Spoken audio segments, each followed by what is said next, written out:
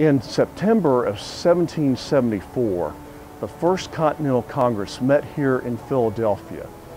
When the British Parliament and King George III put out the order to shut down Boston Harbor because of the Tea Party, the colonies knew that there were some heavy ramifications. And right down here is Carpenter's Hall. This was the meeting place where the First Continental Congress met. There was an invitation for them to meet over at Independence Hall, but the delegates all together thought that there was a power play going on by Pennsylvania, so they opted to go to the Carpenter's Meeting Hall here. Now there again, the all-star cast, and this is the first time that they met together as a Continental Congress. You had from Virginia, George Washington, Patrick Henry, George Mason.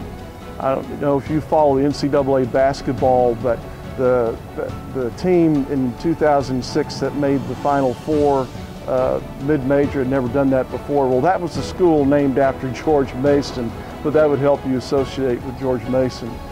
And you had Richard Henry Lee coming. And then from Massachusetts, you had John Adams, who wound up becoming the nation's vice president and the second president of the United States.